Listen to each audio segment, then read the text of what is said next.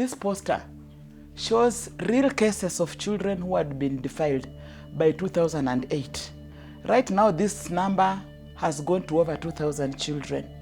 Some of these children have been defiled more than once. Actually, one of them has been defiled 13 times. She's mentally handicapped. These children, 7 of them, are HIV positive. This child has been defiled from the time she was 3 years old. Maisha yangu iko hatarani mpaka saa hii. Nilisikia vibaya, nilitamani hata angekuwa karibu ningemkata hata na panga. Alfred's case is a very bad case. Alfred's brother defiled his 2-year-old daughter. Nilikuwa kwa stage nikifanya kazi ya boda. Shemeji wangu jirani akanipigia simu, ndugu yako amefanya mambo mabaya. Nilipofika kwa gate nikapata umati ya watu. Nikashtuka, mtoto akaniona, akasema baba, angalia John amefanya hapa, ameumiza hapa.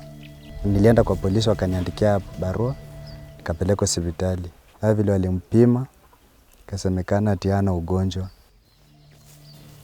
You can get a child full of blood with very great tears, which we categorize them in terms of degrees. Finally, we got the man arrested, but instead of the family supporting Alfred, mzee akatoka Bungoma kukuja, hakuniambia iko namna gani. Mama akamweka vikingi, akamweka vitina, mzee akaniweka chuma.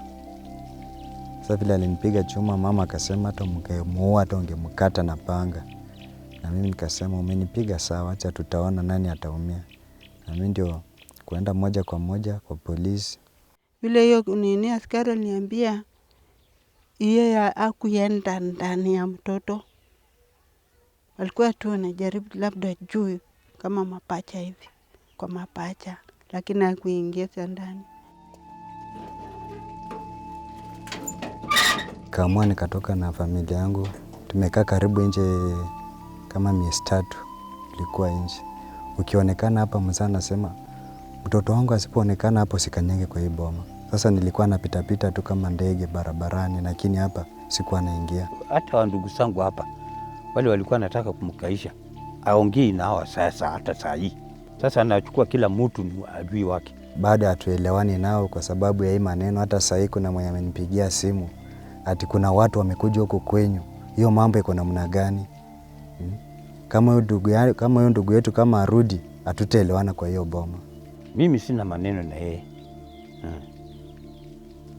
Nilisema hata kama amefunga ule, akuje tu arudi tu tukae. Sasa hii wanaongea sasa ati wanajifanya ni wazuri, itafika mahali wamelipuka. Mzee alisema ati huyu kijana asipoletwa tutastukia siku moja tumechomea kwa hii nyumba. Mimi sijamkataa. Ukiambia kuja tukae nisikie na mimi naye maneno ya mtoto huko. Iko namna gani hataki? Hawezi karibia. Sasa mimi ndio nitafanya nini?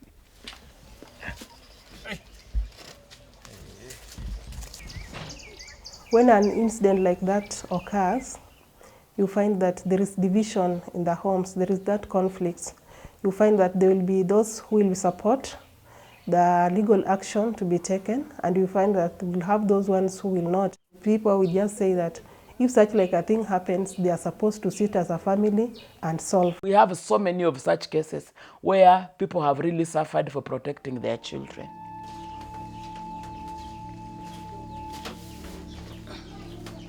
She was 3 years old when the act happened. So the policemen went and arrested the boy. This is where problems started. The whole family rose against me that why should I do that to their son? Why should I sit down? We negotiate. Now from that day, it was not easy. We went to the police station, but the father-in-law forced us to negotiate for that boy to come out. But my husband said that he will not. Let the law take its course.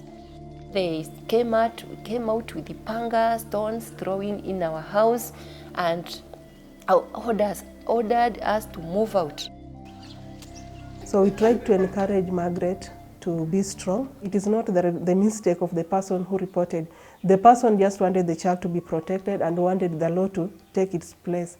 So we bring them together, we share with them, we make them understand the reasons to why the other person is in jail, because it's also dangerous to the whole community. Alfred's wife has had to go back to her family, to her father's home, because now they are homeless, and Alfred just lives from place to place.